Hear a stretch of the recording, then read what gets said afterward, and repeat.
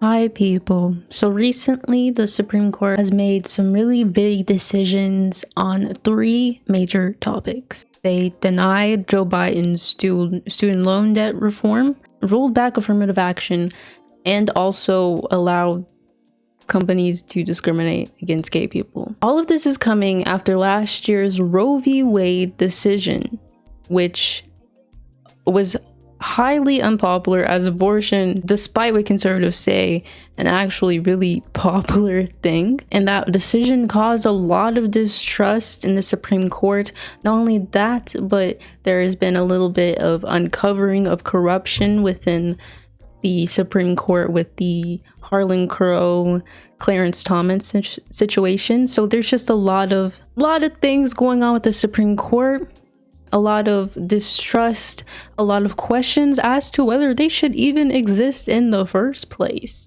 What is their place in this institution that we call the American government? And so we're going to get into that and explore that a little bit, talking about the recent cases, mainly focusing on the student loan reform and the affirmative action, and then talking about the corruption that has been going on for years. Also, I have a new chair.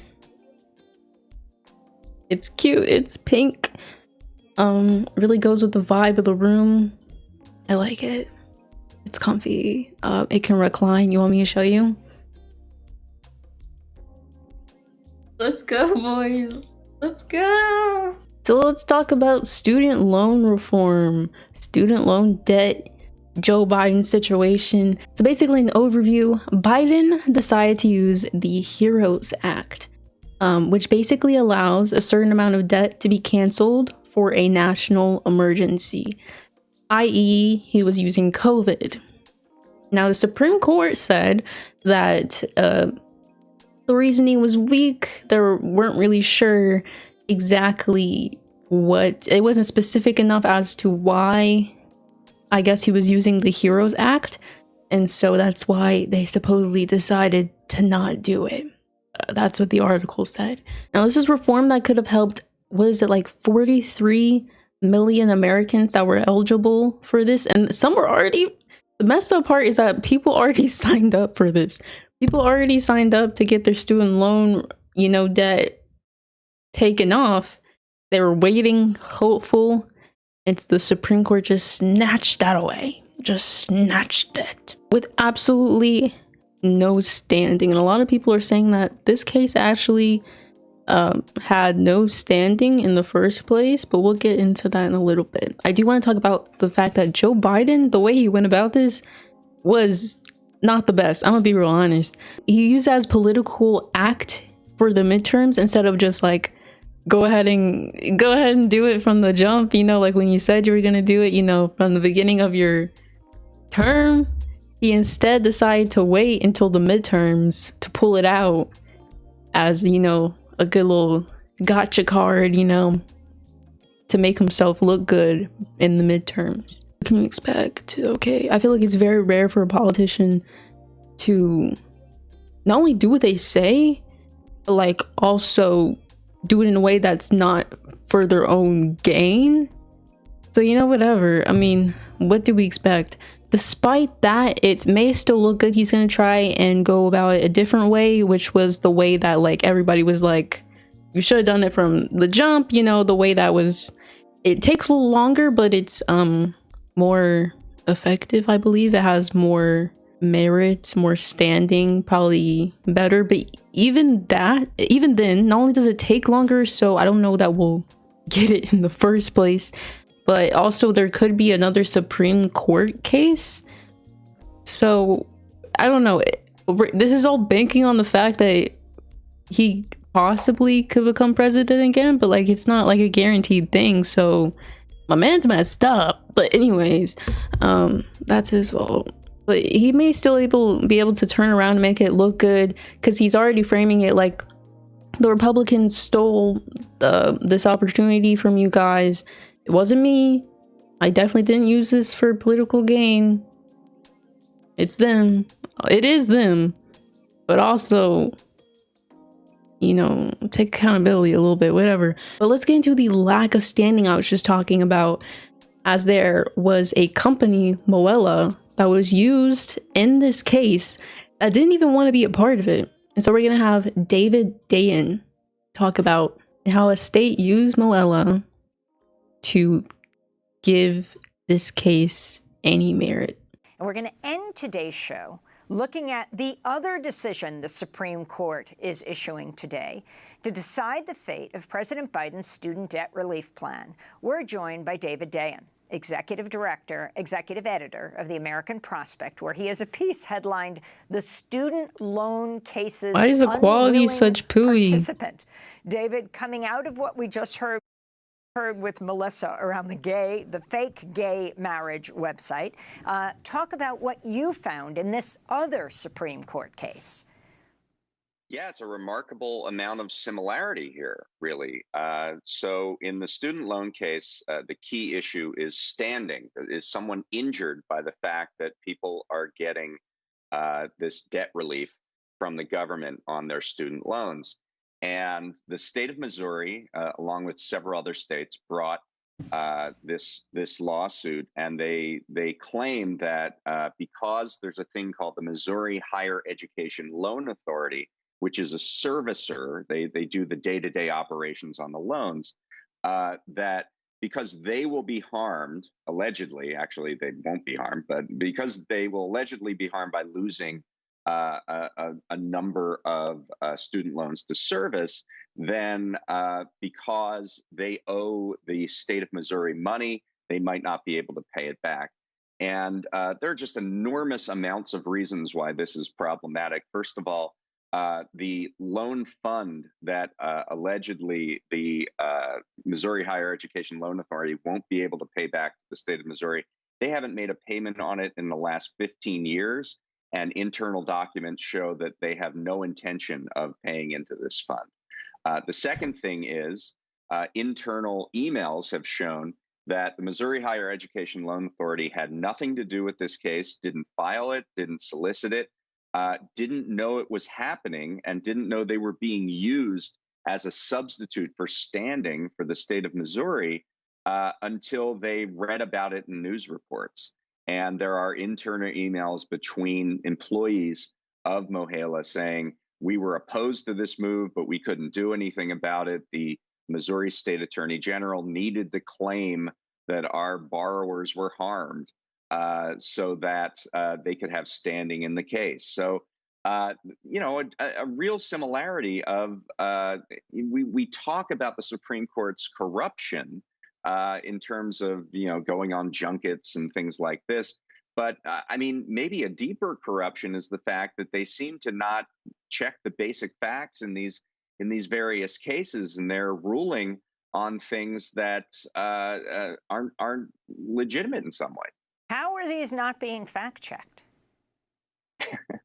I mean, it really talk about how you found it. Talk about how you found it. It was through state sunshine laws. The Missouri Higher Education Loan Authority. It's called Mohala? Mohala is sort of a state instrumentality, and they, in fact, the only way that the state of Missouri could get information from Mohala is that they had to use state sunshine laws to extract that information. And so advocates at the Student Borrower Protection Center did the same thing, looking up whether they were talking about this case, and they found this tranche of emails that shows that they had nothing to do about it. And in one case, one employee asks, are we involved in this case? Are we the bad guys? Is the direct quote that the Mohala employee makes. So yeah, I mean, it's a situation where by the time it gets to the Supreme Court, they sort of assume facts, as Melissa said, they assume the facts as legitimate. So he kind of covered some of the things we talked about, like the different ways Biden could cancel student loan debt. But I think he explained the Mohala situation very good, like with all the details and things. So hopefully that gave a little bit more of insight as to why this case basically had no standing, because the Supreme Court just decide to not investigate into the facts, the basic facts of this case, and just, I don't know, it was just very irresponsible decision. They didn't do their job. So there's obviously another case that went on around the same time, the affirmative action rollback. So it's fair admissions went to the Supreme Court and basically criticized affirmative action for being discriminatory. So the majority opinion, which are the people that ruled in favor of rolling affirmative action back, said many universities have for too long concluded wrongly that the touchstone of an individual's identity is not challenges, bested skills built, or lessons learned, but the color of their skin, he wrote. Our constitutional history does not tolerate that choice. Clarence Thomas also had something to say. I don't know if we care, but I guess we'll read it. See the university's admission policies for what they are: rudderless, race-based preferences. Those policies fly in the face of our color-blind institution. Girl, you do not want me to say anything. Basically, that is baseless, because what universities do with affirmative action is they look at your like essays. There's a term for it. I tried to find it, but I do not know. It starts with like an H. I can't find what the term is, but basically what they do is they look at your, essays and your experiences as a human being, instead of just looking purely at your test scores. Because typically when you just look at test scores, you get the same type of demographic. You get higher educated people, which there is a correlation between higher education and poverty. So it's just completely unfair to, you're basically just excluding people that are in poverty from entering higher education. And there is a link between poverty and race. So brown and black people are going to be excluded. That's why affirmative action was made in the first place. People want to act like racism is like gone or something, but the same things are still gonna happen because the same issues are still happening. So black and brown people are still in poverty, still aren't getting as good as an education when it comes to like secondary school and stuff. So the issue is still there. But this company, Fair Admissions, which basically just like uses Asian kids who are like mad about affirmative action to legitimize their case, which all they want to do is just like be racist. Like that's their goal, is to make sure that black and brown people don't get a chance to go to school, like, because the company Fair Admissions is run by white people. All they do is they take Asian kids, plaster them on their freaking website, and make it look like it's like a discriminatory case whenever it's the exact opposite. I don't know. This rollback basically it was already a band-aid solution to begin with, because there's so many things that have to be addressed here. Poverty, and like I said, that correlation between race and higher education, and like that correlation needs to be fixed. And then like when it comes to like getting accepted to Harvard, which a lot of people I guess want to do, they have a lot of legacy admissions, which also comes into like discriminating on a class basis. So there's just a lot of things that need to be addressed that aren't, and by rolling back affirmative action, you're not addressing the real situation. In fact, you're just once again making it worse, because that's why we put affirmative action in the first place. Whatever, I don't know what to say anymore. So let's get into the corruption. The New York Times covered the corruption that the Supreme Court has been involved with. Now, obviously, I talked about the Harlan Crow, Clarence Thomas situation. We can do an overview of that. Okay, so maybe I should make this bigger. Is that better? Oh my god, that's way better. Okay, he has been under fire for secretly accepting from the Republican mega donor Harlan Crow luxury vacations worth hundreds of thousands of dollars, a real estate deal involving the home where his mother was living, and the payment of private school tuition for a grandnephew the justice was raising. Meanwhile, over the years, conservative groups with which Crow was affiliated filed amicus briefs in several matters before the Supreme Court. So basically, Harlan Crow and his affiliates get to put up Supreme Court cases that benefit them, and then Harlan Crow gets stuff in return. And this isn't the only case that this has happened. This isn't just a one-time thing. Citizens United opened the floodgates to unlimited corporate spending on behalf of political candidates and to the influence that the spending necessarily provides. But the decision didn't come out of nowhere. The court has often been unanimous in its zeal for curtailing criminal corruption laws. In the 1999 case of United States v. Sun Diamond Growers of California, the court unanimously held in effect that it is not a violation of the federal gratuity statute for an individual or corporation to have the public official on private retainer. The court rejected a theory known as a status gratuity, where a donor showers a public official with gifts over time based on the official's position. That is in contrast with the more common gratuity given as a thank you for a particular act by the official. The quite reasonable rationale behind that theory was that when matters of interest to the donors arose, the past gifts and the hope for future ones might lead to the official to favor his or her benefactor. So once again, it's like a mutualistic relationship between corporations and the justices.